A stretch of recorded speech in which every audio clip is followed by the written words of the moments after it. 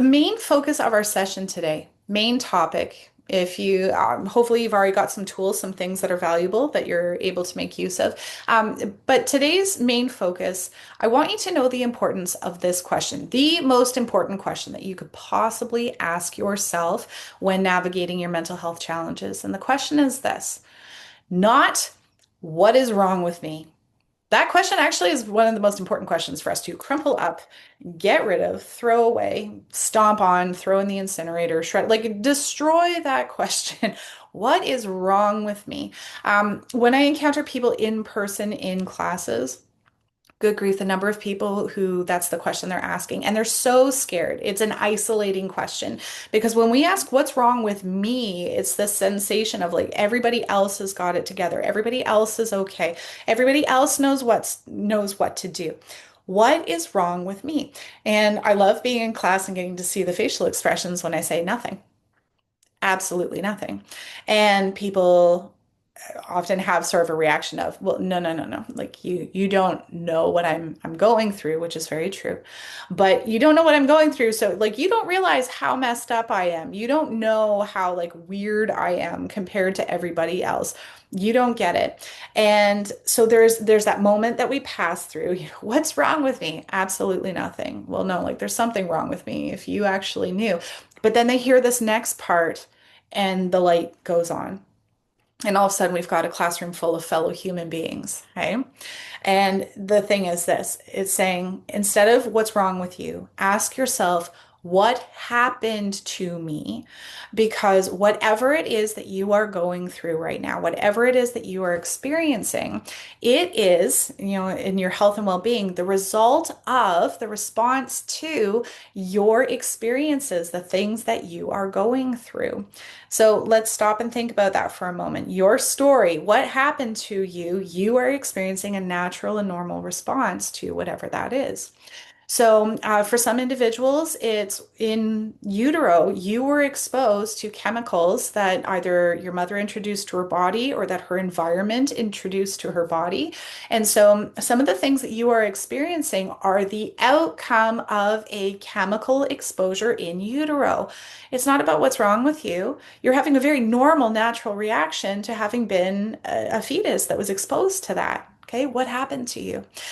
For some individuals, the root of the mental health challenges that they're navigating, you were riding a bike, you were hit by a car, you hit the ground really hard, you have a brain injury.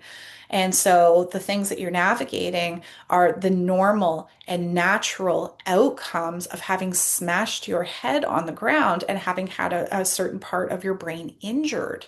Okay, it's not about what's wrong with you, it's about what happened to you.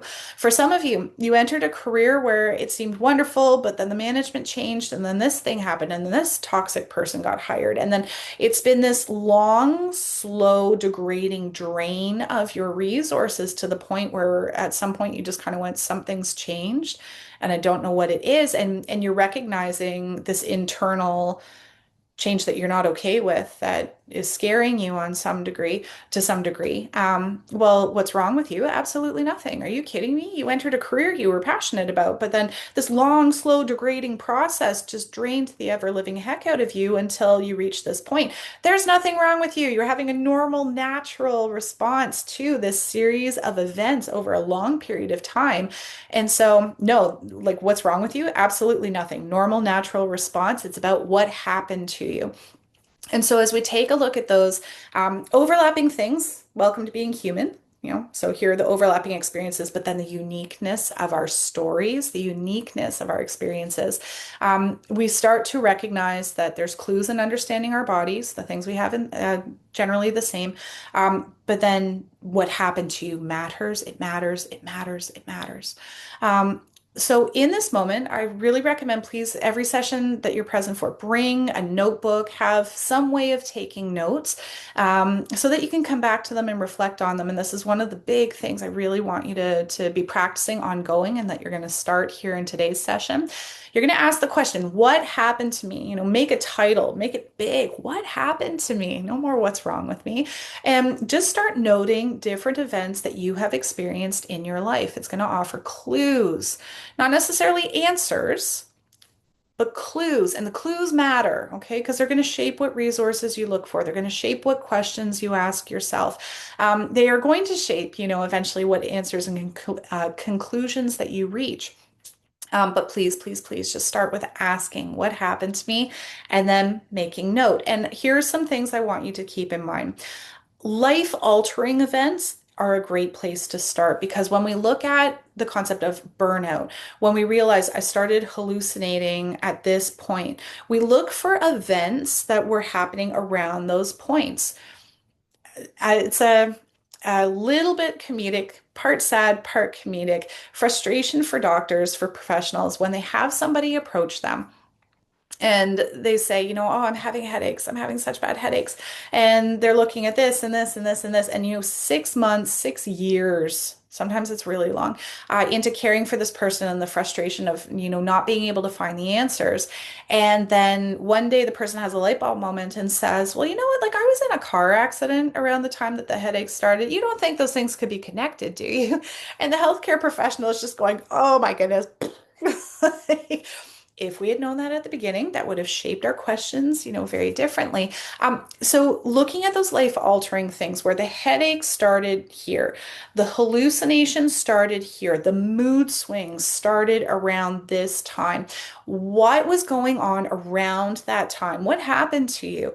And are there any notable things? Was there a loss of some kind, a death in the family, a major relationship change? Did you lose a resource that was really important to you? Massive financial change? Did you have to give up a house that wasn't just a house, it felt like home and that mattered? Um, you're taking a look for injuries of any kind, especially to the head. Oh my goodness, any kind of brain injury.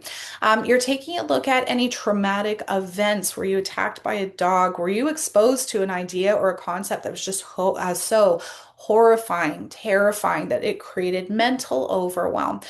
Whatever it is, write it down. Okay, so think about life-altering events or just life-altering moments in your health and what was happening around that time. And so here's the next thing. You're also going to not filter yourself going, well, like what were the big earth-shattering things? It doesn't have to be big and earth-shattering. It can be small and just the right small thing that it hit you really hard, or the pile of small things that a pile of anything. Okay, you can still end up with, you can get crushed by 10,000 pounds of feathers. Okay, it takes enough feathers piling up. There's 10,000 pounds crushing you. So, what are the small things? Make note of those as well, because you might start finding here's the pile, or here, yeah, it was small, but not to me. Like that small thing hit me really hard. Along with your big and small things, you're also going to acknowledge the constructive and destructive, or the positive and negative. Generally, I like using the words constructive and destructive, but positive and negative also helps to touch. It just has a few other layers to it that I find not helpful. Again, we'll unpack that on another day. But the idea here is that good, bad, great, ugly, positive, negative, constructive, destructive. A lot of people just look for the bad events in their life going, well, so the car accident, the house fire, the fight to end all fights, okay? The failing the thing that, felt like a closed door.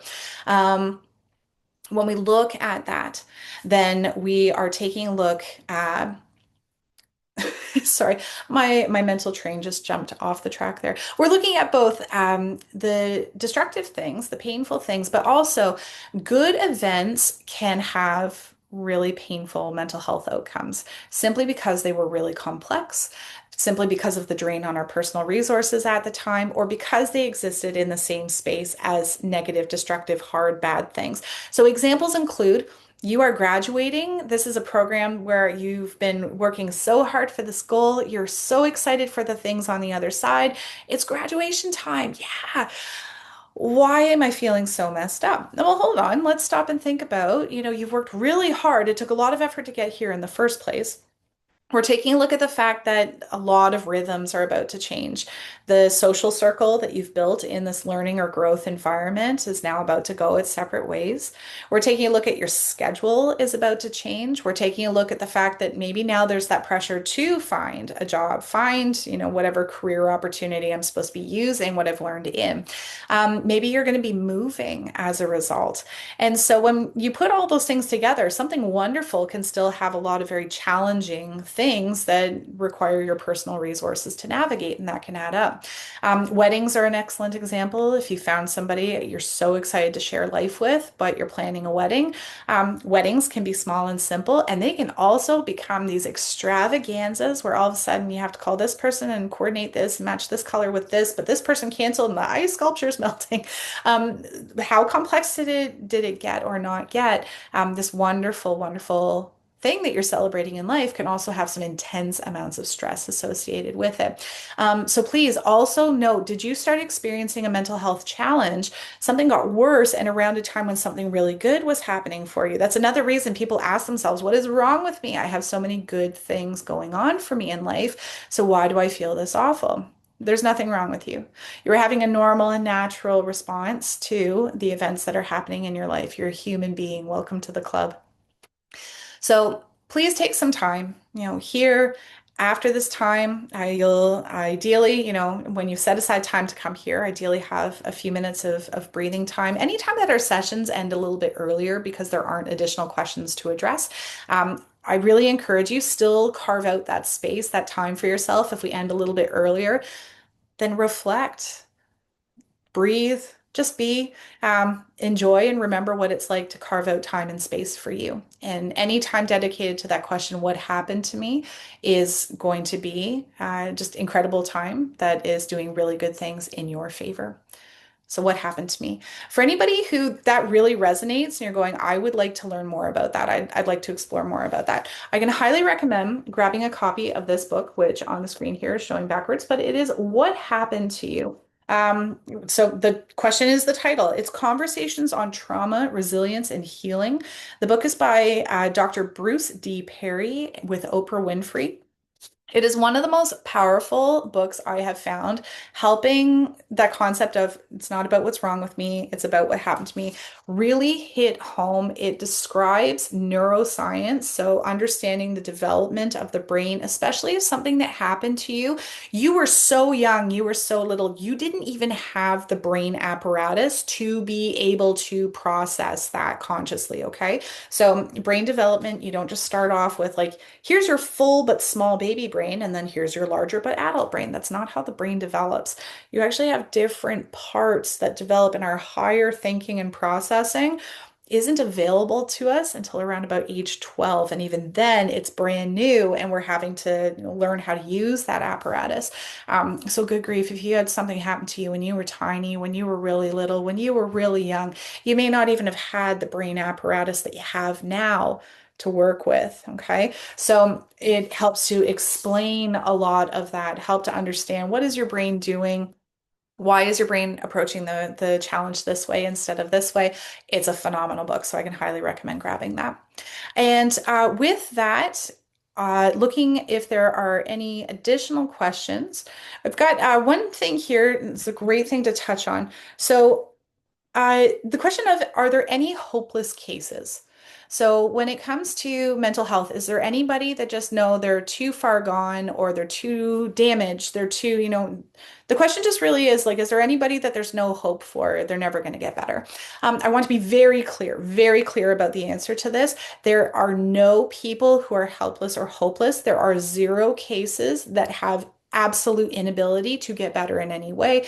Everybody has the ability to experience forward progress of some kind, healing and restoration of some kind. And the reason for it is this concept here, something called neuroplasticity.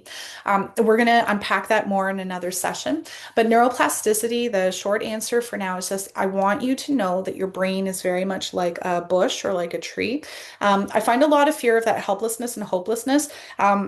Comes from education that was rooted in an era where we used to say, if the brain was damaged, that was it. If you are old enough to remember these commercials on TV that showed an egg being cracked into a pan and it was sizzling. So it was, this is your brain. This is your brain on drugs. And it was just hammering home this message that if you damage your brain, that's it. It's done. You don't get it back. But that was incorrect. That didn't reflect actually what the brain's doing at all. Neurosciences are developing so phenomenally, getting the attention that they deserve. And we're learning more about, well, hold the phone. No, the brain is constantly growing. Yes, we can damage things. Please do your best to not damage them. Please choose very carefully what substances you put in your body and why. Please wear a helmet when a helmet is recommended. But in the end, if something gets damaged, despite our best efforts, something is hurt in some way, the brain keeps growing. That process never actually stops. And the really cool thing is that whatever you give your focus to, so grab a hold of that. You can put that in your pocket. Whatever you give your focus to, your brain goes, oh, I guess that's important. Okay, so let's get better at it. And then starts building neural pathways. So kind of like a bush growing and branches and twigs and trees and leaves. So this very dynamic, beautiful process of, so then let's build the pathways that will make us better at that thing. And then if you keep returning to that thing, giving it your focus, saying, this matters to me, this is really important, then your brain goes, okay, it's really important then. And it emphasizes that neuroplastic process of building and building and building, neuroplasticity, off it goes. And then your brain comes along and goes, well, you know what? I built so much so fast. This is a little bit of a hot mess. I'm going to fix this. We're going to trim it back. And that process is called pruning. And you don't have to worry about that. Your brain does it naturally. So your brain comes along and goes, you know, this is a bit of a hot mess. So we're going to clip that back and we're going to trim that back and we're going to prune off this part. And when that pruning process happens, we often have moments of minding our own business and then going, something feels different. I feel like I forgot something, but I don't even know what. Something when you have that, it's pruning, it's okay. You're going to have many points like that. For my teens here and young adults, there's a massive pruning process that happens in puberty, that happens in your teen and early 20 years. So if you actually feel like you've lost a lot, like your entire sense of self kind of disappeared overnight somehow or over a very short period of time, there's nothing wrong with you. You're having a normal, natural response to a process called pruning. There's just so much of it happening all in one go in those years. We're going to talk about that more. Help you understand that, take some of the fear out of it. So just note your brain is constantly growing, trying to make you better at things, and pruning not for the purposes of going, this part's broken and this part's wrong, and this is the part of you that we need to get rid of. Just like somebody trying to foster the growth of this bush that has beautiful life, a tree that has beautiful life to it, that's trying to grow fruit, like it's trying to be the most wonderful version of itself that it can be. The whole point of pruning is to make you more of your wonderful self, not less of your wonderful self.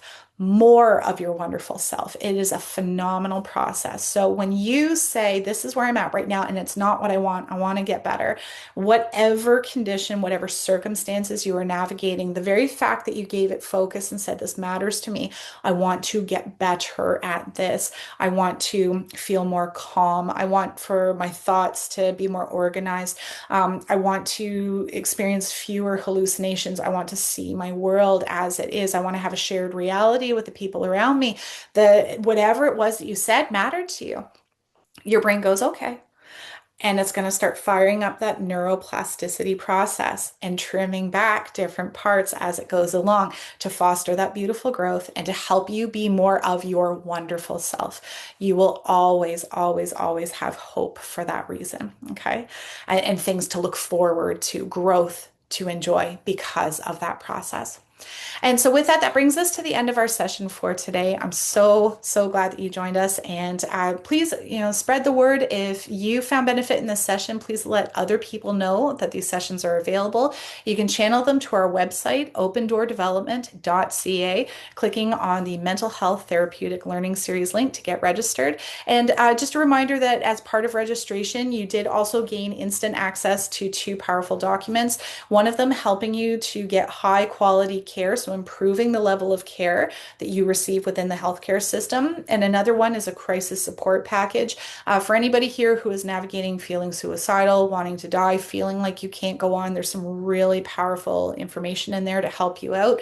And it includes content that we talked about today. The fact that you asked yourself today, what happened to me, gives you some incredible, phenomenal clues for how to be elevated out of that space where you're feeling like you can't go on. So that's explained further there. If you follow the link that you were provided with, you can download that and jump into that right away.